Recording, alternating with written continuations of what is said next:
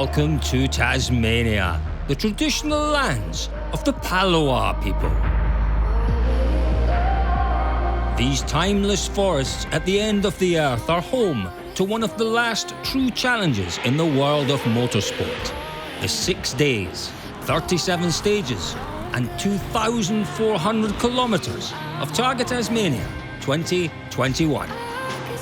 The 29th running of TARGA Tasmania commenced with over 300 cars taking the official start at the Hotel Grand Chancellor in Launceston, a very special location in the history of TARGA Tasmania. Beautiful weather here this morning, and right there was where the very first TARGA Tasmania started. 92, 93 both started here, and here we are for the first time since 1993 with the start. 310 cars. It's already, well over 200 entries for next year already. And last night at the dinner, it was, just amazing, really, just the whole vibe, and just, everyone's so excited, all the old timers and all the newbies. With COVID-19 seeing the cancellation of the 2020 running, excitement levels were high as fans watched TARGA's rolling cavalcade take to the roads of Tasmania once again. I can see from the smiling faces, everyone is very pleased to be back. The thrill of the cars, the sound of the engines, it is wonderful to see the variety that we've got here. This event goes to all the iconic places around Tasmania, drives visitation, and importantly highlights the beautiful roads that we have here in Tasmania. Each year, one competitor is given the honour of being the event's flag car. For the 29th running, it was the long-time campaigners Greg Cook and David Cooper. It's an incredible thrill. I feel very proud. Well, it started here, so it just brings back amazing memories. And I remember pulling into here with my little twin-cam Escort in 1992, having absolutely no idea what we were in for. 3, 2, 1, go! They weren't the only competitors reminiscing about the early years of the event, with many of TARGA's stalwarts enjoying the return to the Hotel Grand Chancellor. 93 I drove to this exact hotel portage, a different world. We didn't even wear race suits. I think we had lap and sash belts. And we were in FJ Holden. Bit of deja vu. Sterling Moss actually challenged me to a race in 1992 on Arrowsmith, and he didn't catch me. Yeah, I remember the first one very clearly, and we were right next to Sterling Moss, so that was pretty special. I did 8 of the first 9, and then I took a bit of a break, so it's my first one for 10 years. That's a long time ago. That was when I was really young, 93. I can just remember it. It's a very different event, lots of different cars and all that, but it's fantastic to see so many people around here and everything. So looking forward to it. It's going to be a good time. One of the highlight entries of 2021 also offered a look back at TARGA's past, with comedian Shane Jacobson entered in a Holden Monaro, as raced by the legendary Peter Brock. There's not too many people in Australia, whether you're into motorsport or not, the name Peter Brock lives in everyone's mind. So to get a chance to run around, not arguably some of the best roads in the world, because no one wants to argue that. So Tasmania, beautiful. This car, I'm a Holden fan. Pinch yourself moment for sure. So I'm going to do a fair bit of pinching. But hey, it's real, so I have to enjoy it. The opening day differed from recent years, with the 6 stages including the iconic Mount Roland and the all-new Golden Valley and Poatina tests. After a gentle warm-up stage, the pace was immediately on, with our crews looking to gain any advantage. Despite the hopes clearly pushing their skyline hard, the battle at the front of the 130km/h speed-limited GT Sports category was primarily between Allholm and Doble in their Supra and the exige of newcomers, Gibbons and Jerd. The Toyota led early, but the Lotus hit its stride and took the lead in the afternoon. We didn't have too high expectations on how we were going to go today, and thought we'd just start with a reasonable speed and just build as the day went on, and we're not silly enough to think that this is the end of the rally. There's a lot of things that could pop up as challenges, but we're very happy with how it went today. Classic handicap. Well, that was as competitive as ever, with multiple crews contending for the lead. The Ulrichs charge hard in their Studebaker, but ended the day 14 seconds behind Yelds and Hughes. It will be a battle. That Jensen, with the power it's got, get anything sort of uphill, it's going to... Sorry, not the Jensen, it's the Studebaker this year, isn't it? 427 supercharged V8 bloody Studebaker Avanti. But the Beamers are going to be running hard. The little Fiat's hanging in the background there. It's we needed to get a little bit of a margin today, and we're very, very happy where we ended up. It's so tight.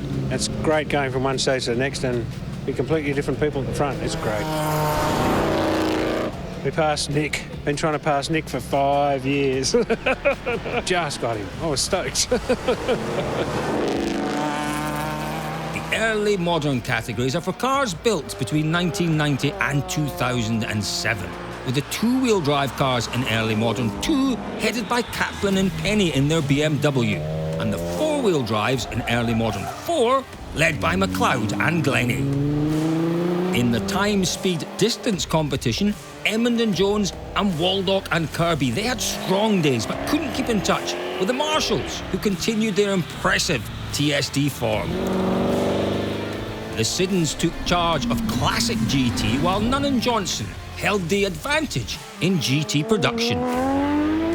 In GT outright, Rullo and Sims, Morton and Nicolai, Maguire and Breakey, and the Whites all traded fast stage times. Mere seconds separated the leaders heading into the final stages, but mechanical issues saw the Whites stall at the start of Golden Valley, leading to a heart-stopping moment for the 7 times champions.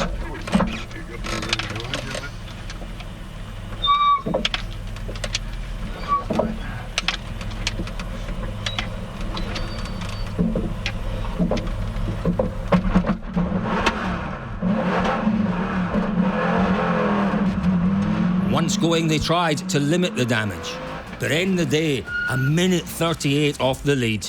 The car was a jet, handling and braking and everything else-wise that we'd dream of, but one by one the electrical components in the car started to go out, so we had smoke leaking out of batteries and crapped an alternator, and we were stalled on the start line of Goulburn Valley and had to bump started in reverse, which we had about 10 metres to do so, and then we wondered what this funny smell was, and it was the battery that was trying to explode in the back of it, so we put another battery in it, and that boiled its contents out from there to the start of Poatina, which it finally ceased to exist just as we got there, and we managed to roll down the hill for about 1 kilometre before we actually managed to bump start enough into it to get it going to finish that stage, and managed to make it here by the skin of our teeth.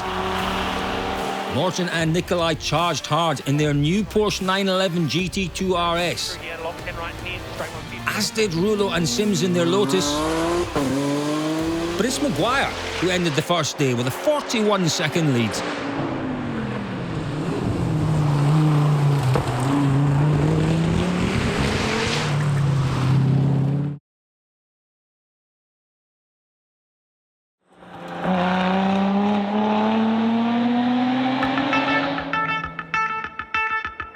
Day 2 of TARGA Tasmania dawned to wet and treacherous conditions as our crews prepared to tackle 6 stages on Tasmania's spectacular east coast.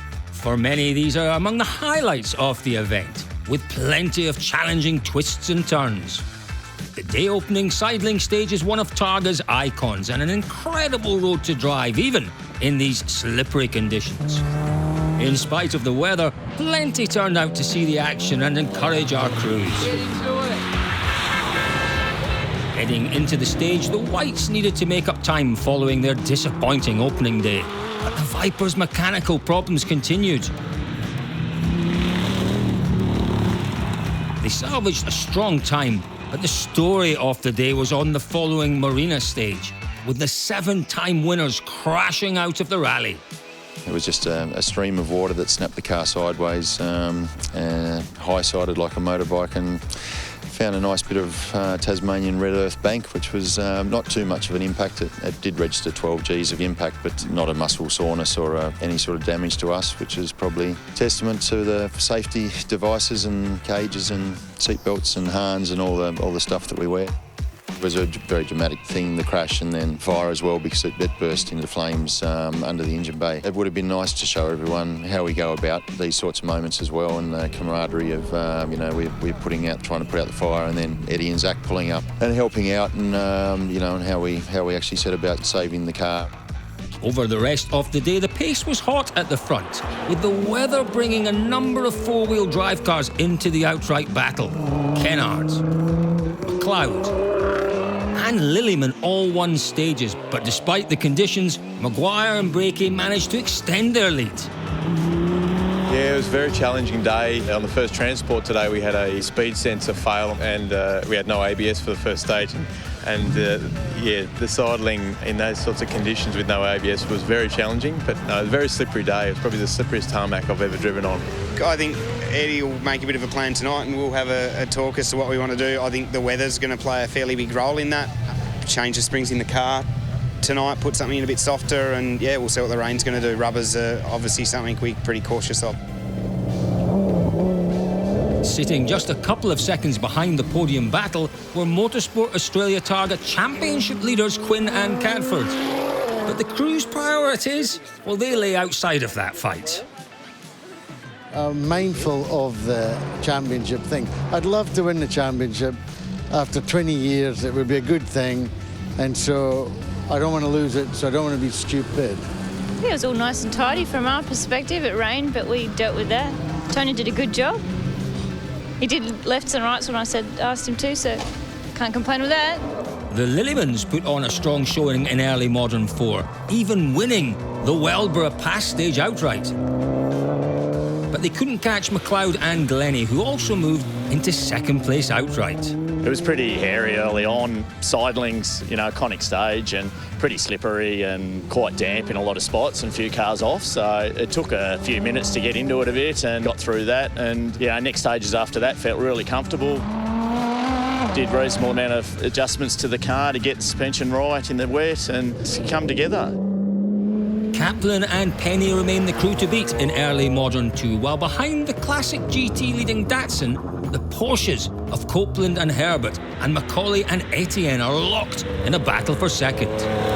In Classic, Yells and Hughes embraced the tricky conditions to build their lead. But behind, Mewing and Bashy charged hard and moved into second. Their Lotus Elan, a car with extensive Targa Tasmania history. Yeah, this was in the very first Targa Tasmania in 1992, campaigned in 92 and 93. The owner of the car I navigated for in 96, and I bought it off him and campaigned it in 97, blew the engine. And I brought it back in 2001 and broke the suspension. I brought it back in 2004 and broke something else I can't remember now. Came back all guns firing with Kazim in 2016, and we broke the tail shaft. So all of those things have been progressively fixed, and so far nothing's broken. A little bit difficult on day one, but he's managed to rein it all in today and done really well in the wet. The car's handling very, very well. Gibbons and Jerd extended their lead in GT Sports, while the Marshalls continue to head the TSD field. But another strong day from Waldock and Kirby has kept them well within striking distance, despite Elephant Pass presenting them a rather major problem in a category which rewards crossing the finish line at exactly the right time.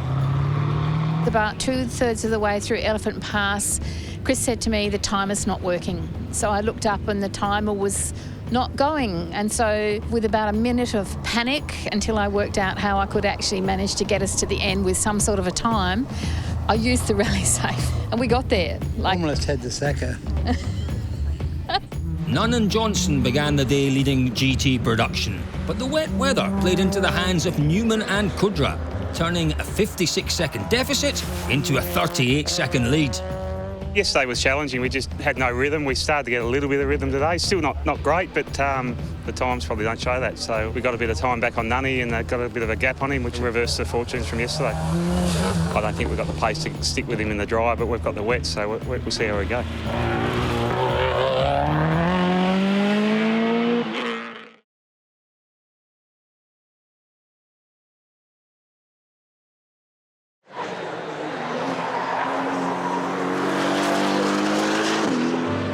Before Targa Tasmania 2021, the traditional Symmons Plains Ride Day was held, this year in conjunction with the Tasmanian round of the Supercars Championship, as well as offering fans the chance to see the massive variety of cars in the Targa field.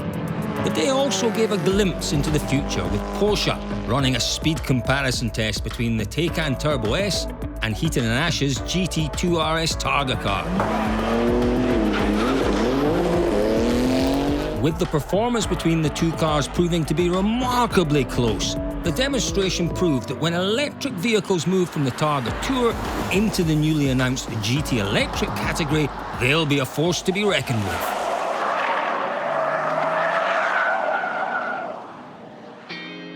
The third day of Targa Tasmania dawned to crisp temperatures, but beautiful blue skies. The day's 5 stages commenced with Cethana, a true driver's paradise and one of the roads that has helped define Targa as the world's ultimate tarmac rally. From Cethana, 4 additional stages took our cruise south towards Strawn, with the return of the Rinadina stage, yet another highlight. And setting the pace in the morning, well, that was Morton and Nicolai. After wet weather hindered their charge, Day 3 gave them the chance to unleash the 700 horsepower 911 GT2 RS. We had a great day today. Monday was a good day for us as well with the dry weather. Tuesday, we hadn't driven in the wet before in a Targa event. Our tyre that we're running on is more of a road tyre, so it's much harder than everyone else. And without a four-wheel drive car and 700 horsepower under my right foot with twin turbos and all that torque down low was not a good recipe. We just wanted to get through the event. That's what we're here for this year. And clearly the strength of the car is in the dry, as we saw today. We had an absolute ball. Right, 50, becomes mid-9 right over the brow, clip the post. Despite Morton showing impressive speed, Maguire continues to lead, having elected to play the strategic long game and look after his soft tyres through the 36 kilometres of Cethana. However, with Kennard and Wheeler winning the final damp stage of the day, they and the fellow GTRs of McLeod and Quinn will be hoping to take advantage of any further wet weather. Yeah, it's been a great day. We had a couple of slow stages in the middle, but the first and the last one, that was an absolute cracker. I guess I love just the way the car moves around a little bit. In the dry, sometimes it's just so fast, but in the wet, you know, just sort of feeling the grip. I think the car works well, set up well, and just all works well for us. At the other end of the field, the leading contenders in TSD all had consistent days, with, you guessed it, it's the Marshals again still out in front. However, both Kirby and Waldock and Targa High Country winners Emmond and Jones kept them in sight in what is a really very unique competition.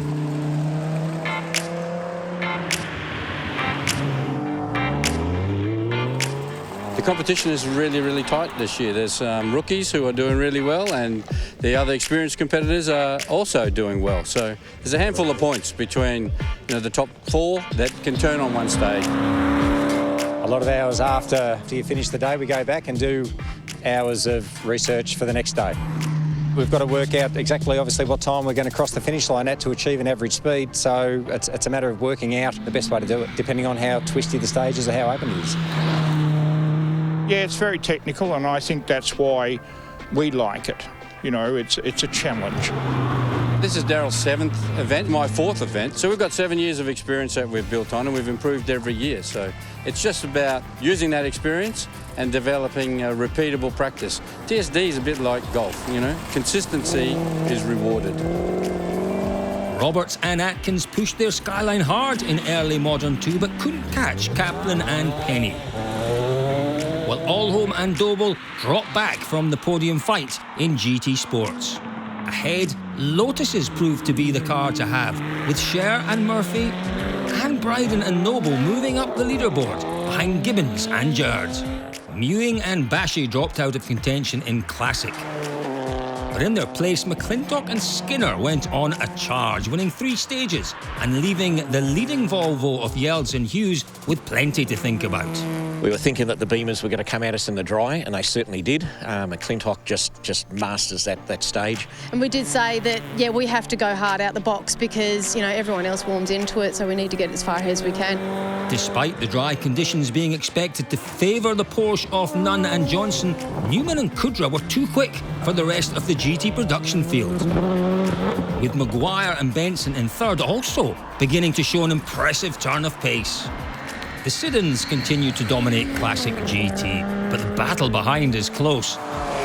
heading into Sethana, little separated the Porsches of Macaulay and Etienne and Copeland and Herbert in the fight for second, before Copeland's 944 stopped right in front of one of our cameras. We were going through Sethana, having actually a pretty good heat, and came over the bridge and the cabin filled with smoke, and we thought, hello, we're going to burn to the ground here, so we pulled off. And guess who was there? Benny Sale, filming it all.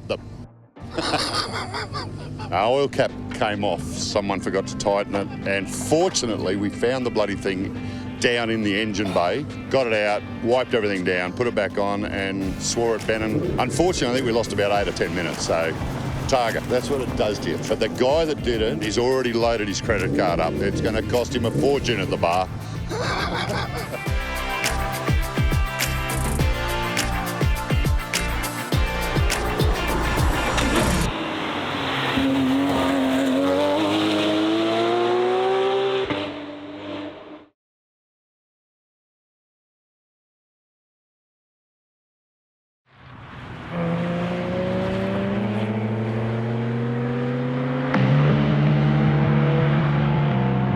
Spectacular West Coast scenery greeted our crews for the start of the longest day of TARGA Tasmania 2021, with 6 stages and a total of 635 kilometres to be travelled. The opening Pieman stage provided both stunning vistas and, especially given the treacherous conditions, a true driving test.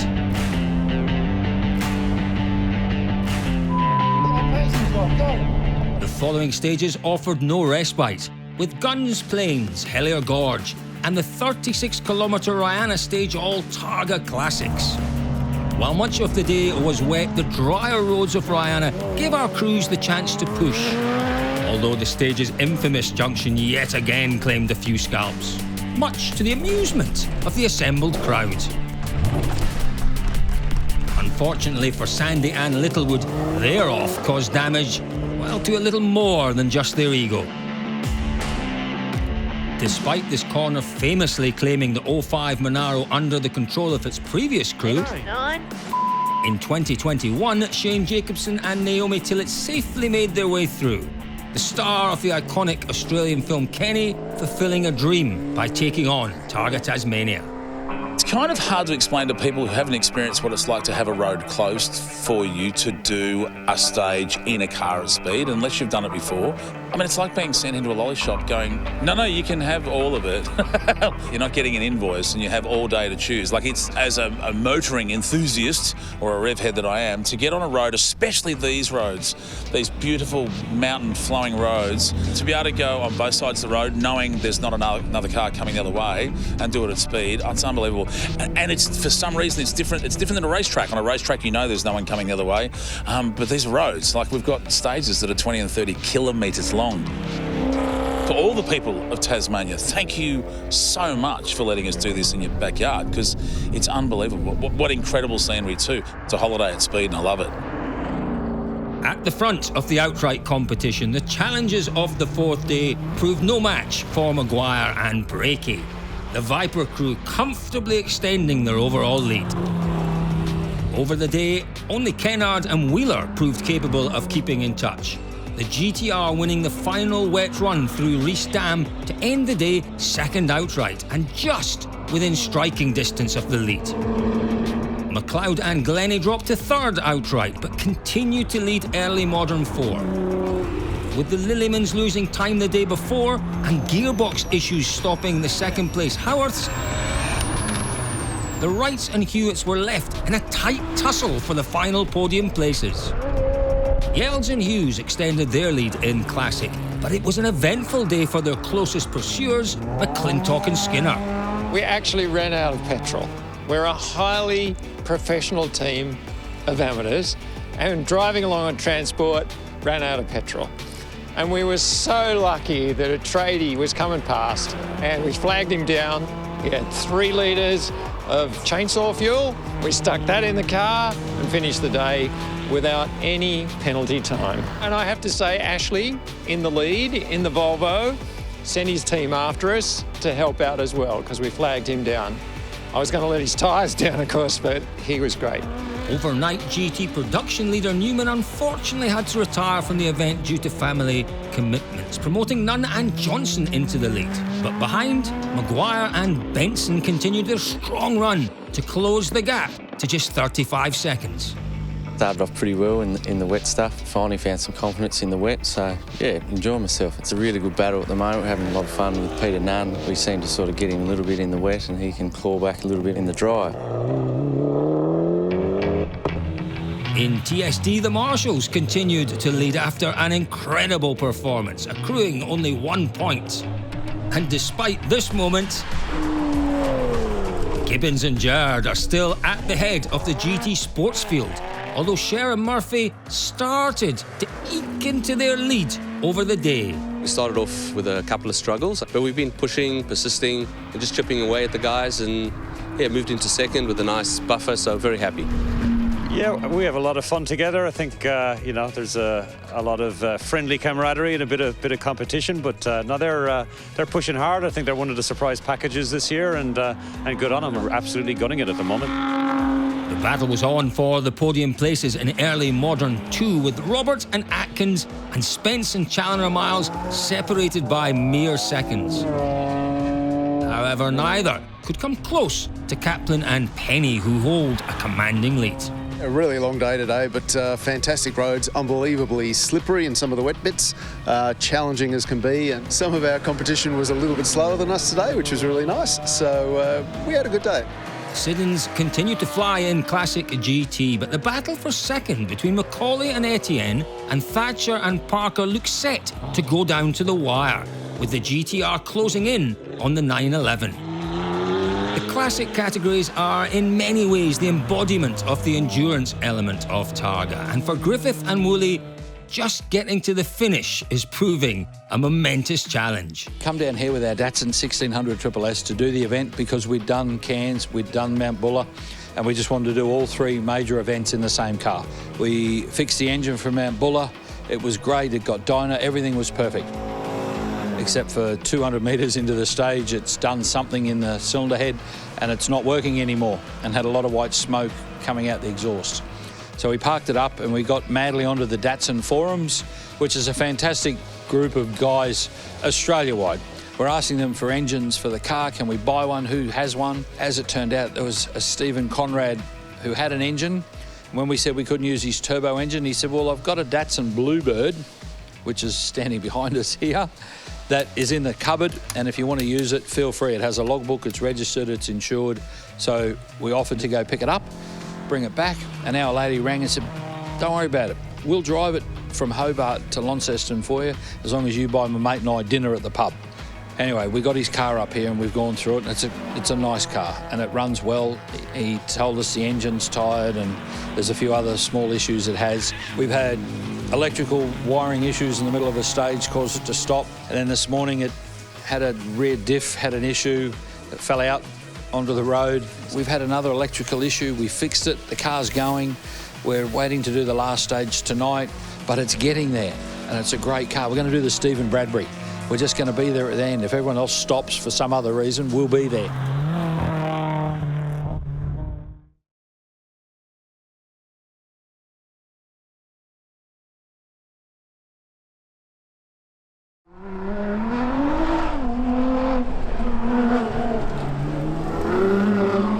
The 5th day of TARGA Tasmania 2021 dawned to yet more grey skies as our crews prepared to travel from Strawn to Hobart. The West Coast stages are an iconic part of TARGA Tasmania, with Queenstown in particular offering incredible vistas along its twists and its turns.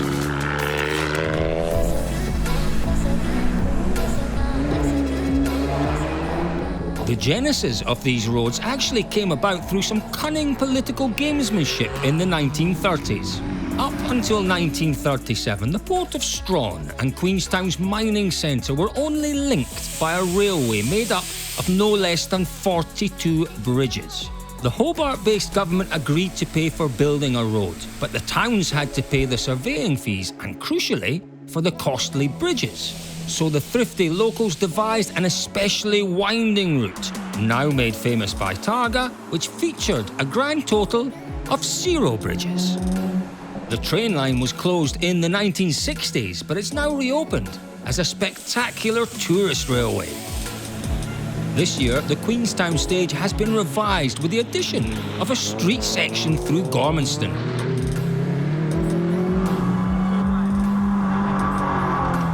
The day also included the 52-kilometre-long Mount Arrowsmith before 3 more stages, which led our crews into Hobart. The status quo was maintained in TSD, with the Marshals continuing their impressive performance. In GT Sports, Gibbons and Jerd lost time on Mount Arrowsmith with traction control issues, leaving Scher and Murphy and Bryden and Noble to both close over the day as the Lotus crews continue to impress. It's a challenge. You're really chucking the car around, but I think having the communication with the navigator is the important thing, because you're planning ahead for all the corners, and that keeps you safe. And I've actually signed a contract with Ian for the next 2 years. I didn't know that. Fantastic. The McClintock and Skinner BMW didn't make it through Targa's 5th day, leaving Yelds and Hughes with a commanding lead in Classic. That was a real disappointment for us coming out of Strawn this morning. They've been giving us honest all week, and earlier, a couple of days before that, losing Mewing as well. They were the ones that were really driving us, and we were needing that gap, but without them, quite a big gap back to second. But there was a real battle amongst the 3 of us there, and pity to lose them this morning, but very slippery. Thatcher and Parker used the wet conditions to move into 2nd in Classic GT, although Macaulay and Etienne managed to stay in the fight. We're going as hard as we can in the conditions. It's just going like a dream. Trouble is, they take big chunks of your time back when it's wet. So anyway, yeah, we've sort of been ahead of him for 4 days, so done our best. Among the crew's happiest to make it to Hobart were Griffith and Woolley, their Datsun just making it through another day. We made it again. Only one small issue. Clever's pin off the clutch pedal came out about 5 kilometres before lunch, but we found it on the floor. Boys fixed it at lunch, and we're still here. We've done another full day in the Datto. The owner, he loves it. He was there at Hobart, full of joy with his family, and it's great to see him get involved in it as well. We're having a ball, and he's living his Targa dreams through us, which we're living our dreams through him. Kaplan and Penny and McLeod and Glennie held on to their dominant early modern leads. While in GT production, a thrilling battle shaped up. Nunn and Johnson began the day with a 35-second lead, but the wet conditions played to the strengths of Maguire and Benson's Evo, even allowing them to pass the Porsche on Mount Arrowsmith. Nunn, however, well, he fought back as the roads dried and will start the final day with a lead of just 1 second. Good having a battle in 2 different cars, so we got advantages and disadvantages in different areas. And in the wet, Stevie Maguire snuck up on us and then got a bit of a lead, and then that dried out this afternoon, and I think we're 2nd in front. You know, so I'm wrapped and looking forward to a very, very exciting day tomorrow. At the front of the field, Maguire and Breakey held their lead into Hobart. Although Kennard and Wheeler yet again impressed on the wet stages and remain just within striking distance. We got about 1:22 off him on the big one today. We were to-ing, froing a little bit all day, and I think we've picked up a fair bit on McLeod, so we're in a good position tomorrow. There's, someone that's sort of closing in behind, and we've got a fair bit of distance ahead of us. So as we know, it's a long rally, so anything can happen.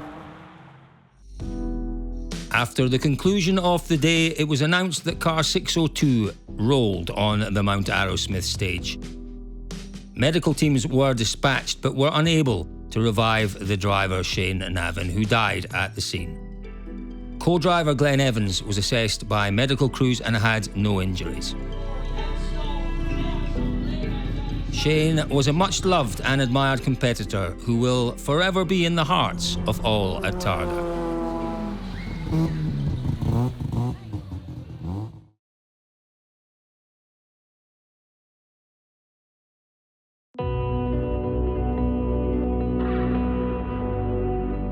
The mood of the final day of Targa Tasmania 2021 was particularly sombre, with competitors affixing black bands to the headlights in memory of Shane Navin.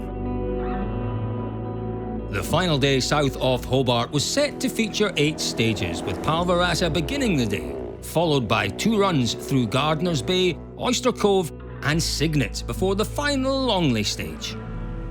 Thoroughbred category leaders Waldron and Mitchell had a challenging start to the day, with their Sigma refusing to fire up despite the best efforts of, well, most people present.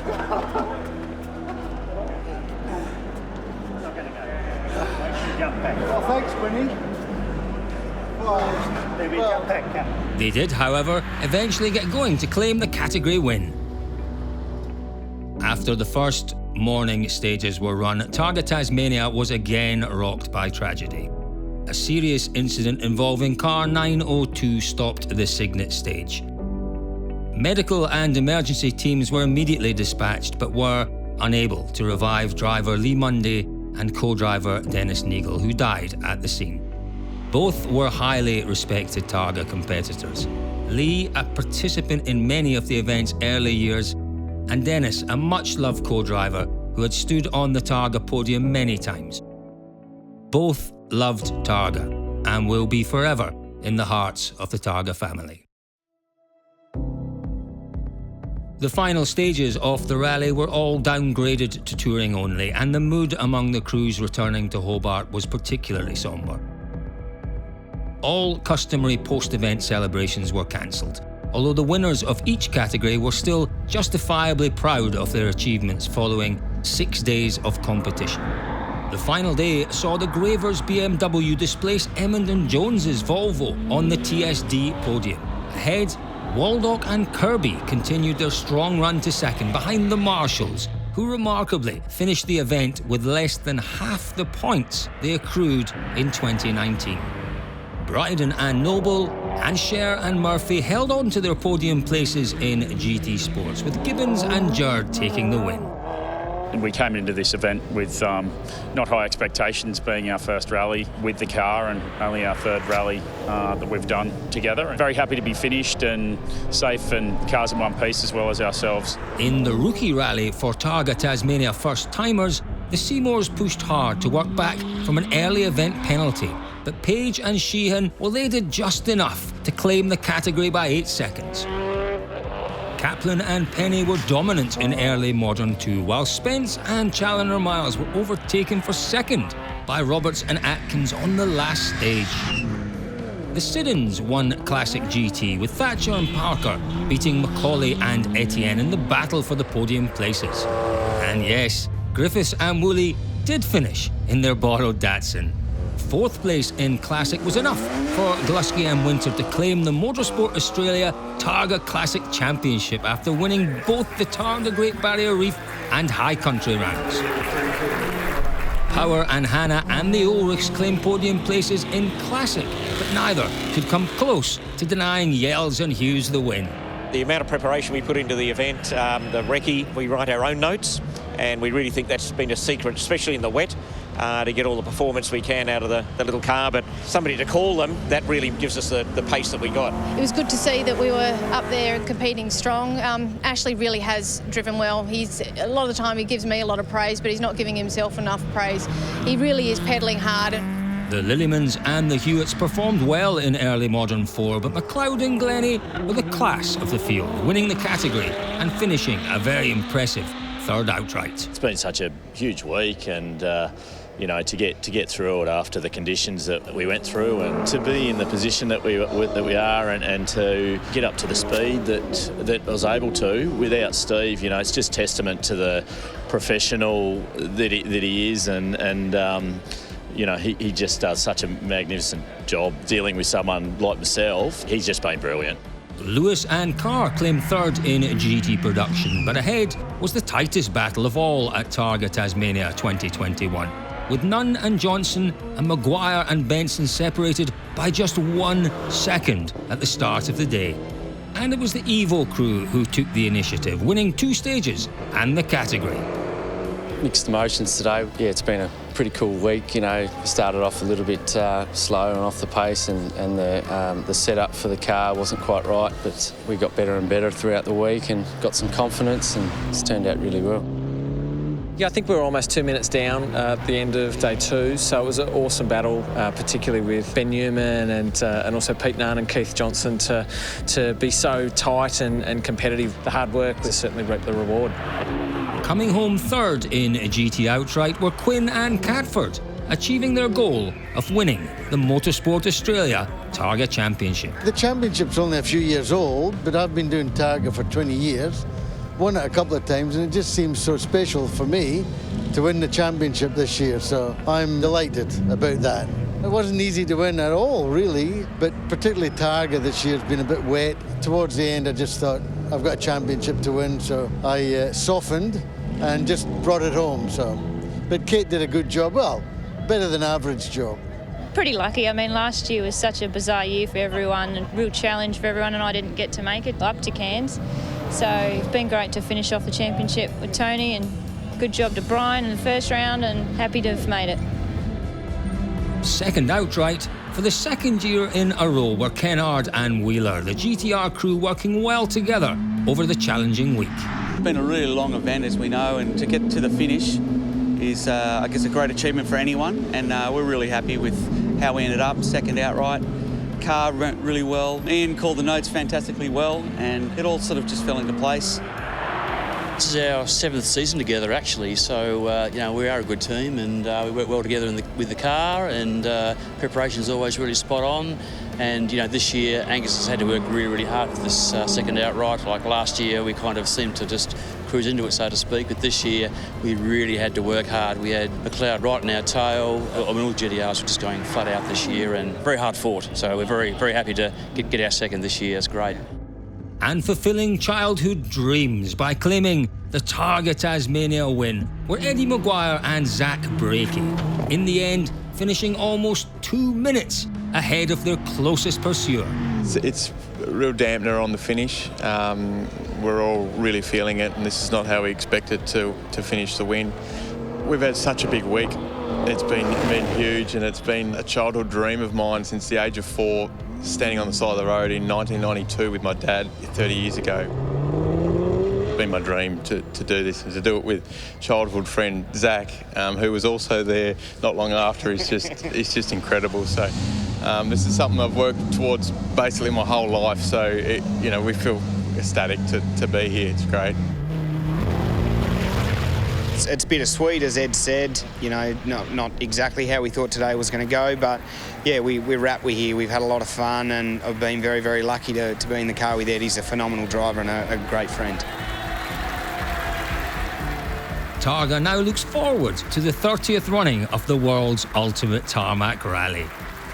This year's event concluded with the official dinner at the Hotel Grand Chancellor, giving the chance for the winners to collect their trophies and for everyone to remember their fellow competitors.